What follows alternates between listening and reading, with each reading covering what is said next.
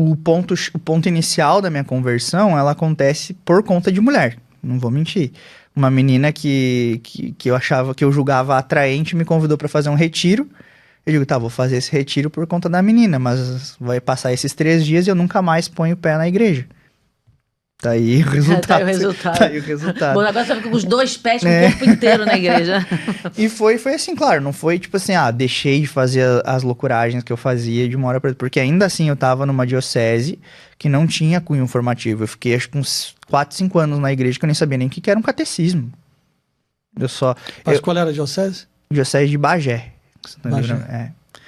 E não sabia o que era um catecismo, né? E eu sabia algumas coisas da Bíblia, né? Porque não tinha uma formação. Não tinha. Era do sentimentalismo, era música. Tipo assim, eu conhecia as músicas da Celina Borges, do Padre Fábio de Mello, do Rosa de Saron. E era o que tava na época, assim, sabe? E tipo, agora, formação. Me explica o que é castidade.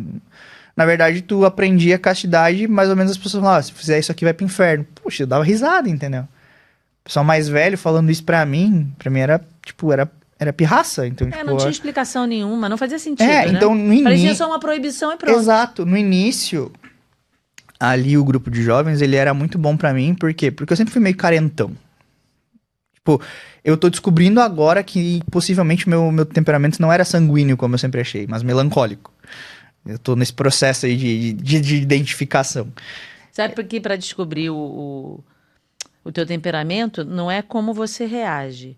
É qual é a tua primeira sensação perante a uma situação que se apresenta. Exato. Porque a reação você vai moldando, você vai aprendendo. Eu falo muito com o Dr. Saulo Barbosa, que é o meu psiquiatra, Ele né? é ótimo. E aí a gente tá a gente tá nesse processo aí, porque ele fala, agora é muito difícil a gente descobrir, porque agora tu já tem toda a questão da personalidade formada. É isso aí.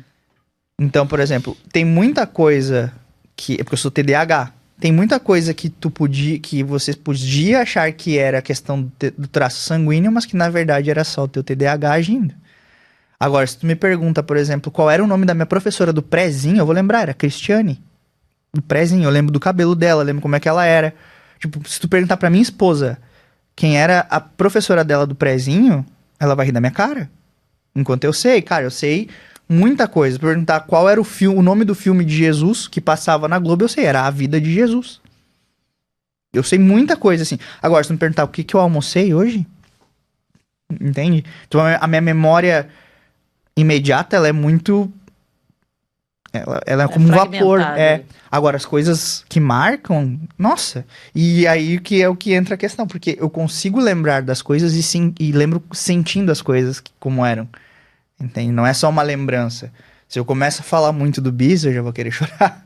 Entende? Então, tipo, essas questões, assim, elas... que eu fico nessa questão da dúvida.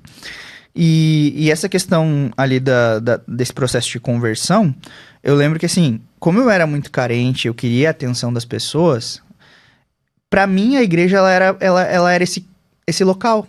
Porque eu sempre me comuniquei bem, sempre fui muito profundo nas coisas que eu falava.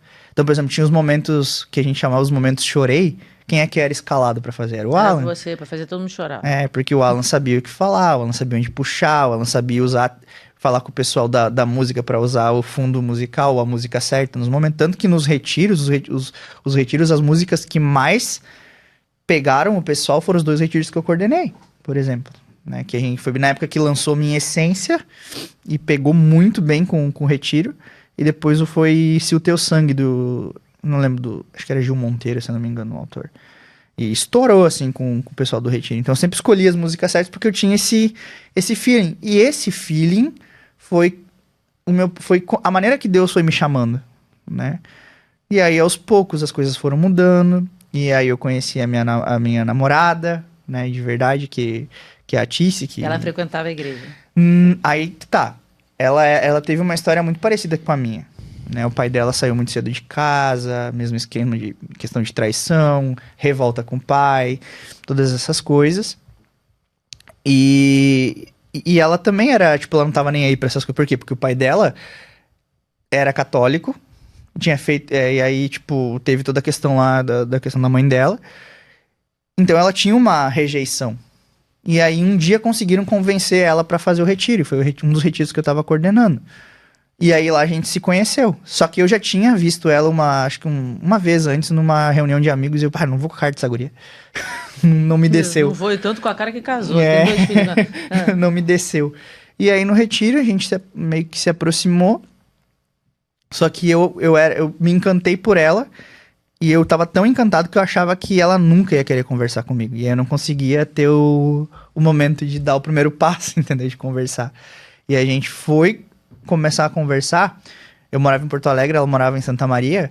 Porque eu fui comprar um celular pra baixar o Tinder. Porque o meu celular não tinha... O meu celular era um Windows Phone, que não tinha aplicativo pra nada. E eu queria usar o Tinder pra me relacionar lá em Porto Alegre, né? Cidade grande. Tava recém tinha passado numa faculdade lá. Digo, tô nessa, né? Eu cheguei pra comprar o celular, e aí na hora que eu tô comprando o celular, aparece um jogador do Inter, o D'Alessandro, que é tipo um baita ídolo dos Colorados. E eu achei, tipo, no dia que eu fui tirei uma foto, postei no Face. Quando eu cheguei em casa, tinha uma mensagem: não acredito que tirou foto com o Dali.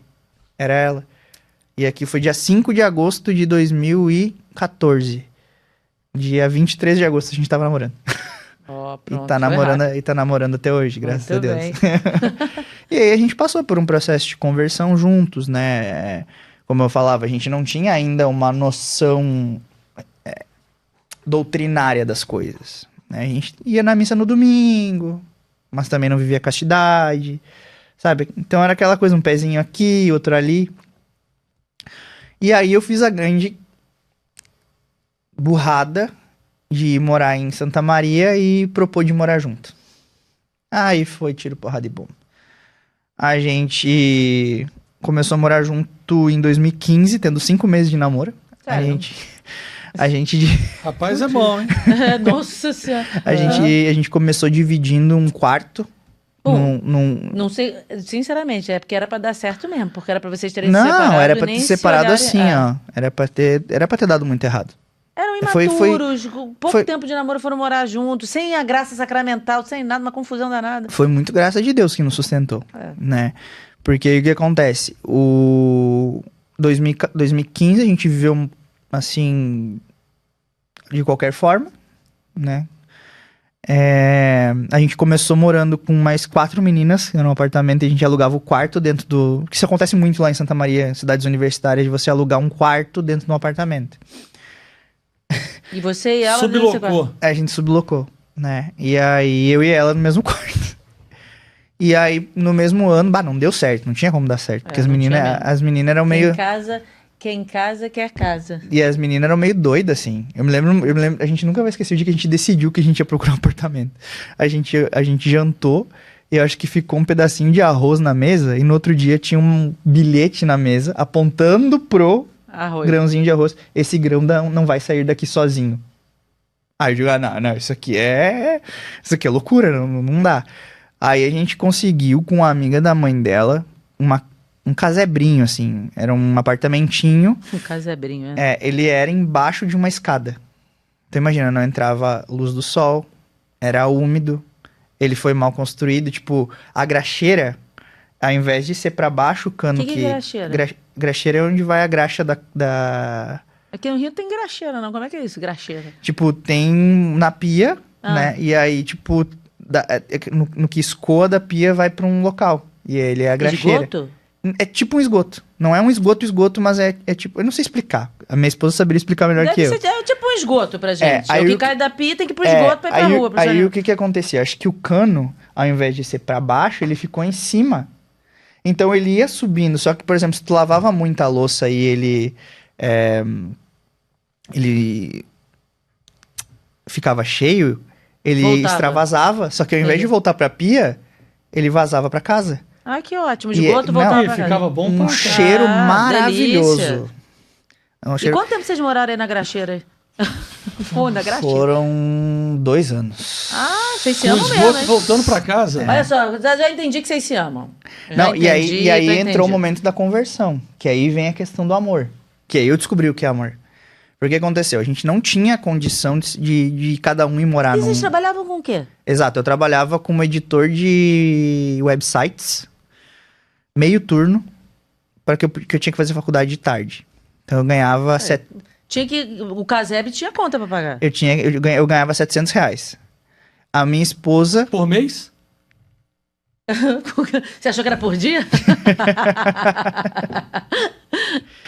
E a minha esposa ganhava 300, que era a bolsa da faculdade. Fazia 1.000. Olha só que bonitinho. E aí, o que acontecia? Assim, claro, não tinha como sustentar tudo com 1.000. A minha avó ajudava com 200, 300 reais. A mãe dela dava uma ajuda e aí a gente conseguia pagar. Eu lembro exatamente de umas coisas. Por exemplo, eu batia o joelho na mesa, caía cupim na minha perna. Meu Deus do céu, que animado isso. Não, foi assim, foram dias assim... Tipo, tinha semanas que a gente não tinha, de fato, dinheiro pra comprar uma comida mais... Tipo, um feijão com arroz já era caro. A gente teve semanas que a gente comia polenta com salsicha. Juro. Só que o que fazia a gente ficar com o estômago mais recheadinho é que a gente era aluno da Universidade Federal. Então, o almoço na Universidade Federal era R$2,50.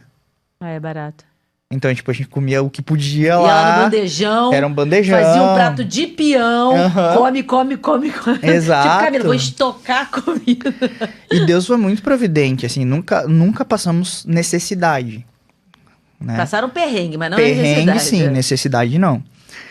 E aí aconteceu que, olha só que loucura, a gente tava muito sem dinheiro e nos convidaram para um retiro de carnaval. E a gente não podia ir em todos os dias do retiro de carnaval, a gente conseguiu ir para um só. E foi o dia que Deus preparou para nós. Porque o que foi falado lá, uma parte foi pra Tice e outra foi para mim. Tipo, pra Tice foi sobre linguagem do amor, como ser amado e tal. E pra mim foi pra eu parar de terceirizar os meus pecados. Porque eu colocava tudo na conta de outras pessoas. Tipo, foi a criação que eu tive. Meu pai que me falava isso aqui, não sei o quê. E eu não assumia as minhas culpas. Só que aí chegou o dilema. Tá, comecei a estudar e tal. A gente não pode morar junto.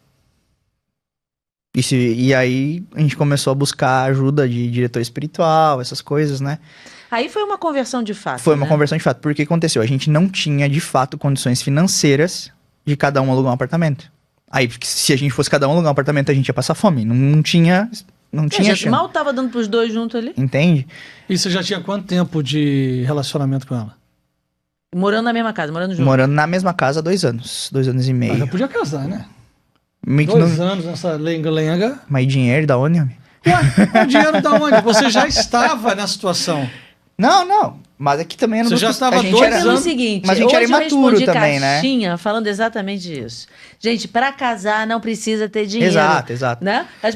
Mas assim, para as pessoas, eu você falava, tinha outra tipo imaginária. assim, eu falo o dinheiro, só que eu falo o dinheiro com a cabeça do Alan daquela época. Sim. Eu tinha 21 anos. Claro, mas para esclarecer para quem tá assistindo Claro. e tem essa dúvida, para casar, gente, não precisa, por exemplo, eu tenho que fazer festa, minha mulher tem que estar de noiva, o meu marido tem que estar de fraque. Não, mas eu não tô nem falando disso. Não, basta você, sua mulher, seu marido, o padre e 2 testemunhas, acabou. Sem gastar nada. Mas não tinha maturidade ainda para pensar dessa forma. Não era sobre essa matéria que eu estava falando, sobre a cerimônia em si. Ele já morava num apartamento durante 2 anos. Comia salsicha com polenta. E já estava ali. Na graxeira. Faltava era o sacramento. Faltava o sacramento. Só que o que aconteceu? A gente resolveu que ia viver a castidade real. Mas na cabeça deles, do que eles pensavam na época, tinha que ter mais um dinheiro pro casamento. E ela tava no meio do TCC. Eu recém tinha conseguido uma promoção e estava ganhando R$1.500. Cresceu. De 700 para 1.500, ó. Dobrou. Quase dobrou. E a gente começou a se preparar para isso, de fato, né? Aí vocês decidiram viver a castidade. Só que a gente viveu a castidade. A gente viveu a castidade durante 2 anos. Caramba, isso morando junto. Isso realmente requer um grande esforço. Porque o que aconteceu? Tipo, a gente tinha uma cama só. Então alguém ia ter que sair da cama e dormir no sofá. Obviamente fui eu. E não era um sofá, era um sofá-cama que era doado. Daqui é bem ruinzinho. Que já tinha perdido toda a espuma, basicamente. Eu coloquei um colchonete e eu dormi por 2 anos num colchonete em que eu sentia muito mais o pau da cama ali, do sofá do que propriamente o colchonete. E assim, claro, é o que eu digo para as pessoas, não é uma história de se inspirar, não é a melhor história do mundo, mas é a minha história. né? A gente teve que viver aquilo ali, e mesmo vivendo daquela forma, eu aprendi o que era o sacrifício pelo amor. Porque tinha dias que eu queria de verdade, eu quase chorava de dor, que eu queria dormir na cama. Só que eu ficava ali, né? E a minha esposa também fez os sacrifícios dela, assim, Porque a minha esposa sempre gostou de andar com pouca roupa em casa, né? Ela teve que começar a andar com roupa. Sair do banho, ao invés de sair enrolada na toalha, já sair pronta. Então eram uns pequenos sacrifícios diários ali que a gente ia ter, e a gente foi fazendo até chegar um momento que a gente... Porque por mais que a gente estivesse morando junto há 2 anos, ainda eram 2 garotinhos, entendeu? Recém-convertidos. Imagina só se um dos dois não tá com a fé bem firmada e acaba dando o passo errado, e aí depois vem toda aquela história de nulidade, de separação. Não dava pra apressar o passo, sabe? A gente conseguiu ter maturidade no ano de 2018, né? E aí já eram 4 anos de namoro. E 2 anos que moravam juntos. 3, daí já 3. E vocês moravam juntos? Vocês foram casar? Isso. Caramba, depois de 3 anos nesse sacrifício... Não, 2 anos que vocês ficaram... Foi 1 ano sem viver a castidade e 2 anos vivendo a castidade. Caramba. É difícil isso aí, hein? Foi louco. Mas isso aumentou o amor entre vocês. Não, e aí que tá, a gente desenvolveu uma cumplicidade tão grande que os nossos amigos estranhavam. Porque o pessoal olhava pra nós e a gente tinha esse compromisso de ir em casa, o nosso compromisso era, nós somos 2 pessoas que dividem apartamento, nós não estamos aqui vivendo como namorados. Então não tinha jantar romântico em casa, não tinha beijinho em casa. Todas as vezes que a gente se comportava como namorado, era quando a gente saía com os nossos amigos. Mas quando os nossos amigos iam em casa, era como se os nossos amigos estivessem como namorados e nós como 2 amigos deles. Entende? Era um compromisso nosso. Tanto que a gente falava assim, ó, se a gente vê que não vai conseguir viver a castidade, ou a gente separa, ou cada um vai tentar dar um jeito de morar do seu lado. E por graça de Deus, a gente conseguiu viver a castidade. A gente... demorou muito a comungar, porque a gente não se sentia pronto pra comungar naquela situação, mesmo já vivendo a castidade, e a gente ficou muito escrupuloso nesse sentido. Então a gente ia de padre em padre pra ver o que eles podiam falar. Só que a gente não ia nos padres que a gente sabia que eram relativistas, a gente ia nos padres, né? E quando o padre que eu mais confiava, que foi nosso pároco por muito tempo, e ele disse assim, ó, vocês estão vivendo dessa forma, santifiquem a circunstância que vocês vivem. Ali, tipo, foi, tá, a gente tá fazendo isso, não é o ideal, mas se eu não tô com a circunstância ideal, eu preciso santificar minha circunstância. E se eu não santificar minha circunstância, não serve pra nada. Claro, não sou eu que santifico, é Deus que dá a graça, mas eu preciso cooperar com ela, né?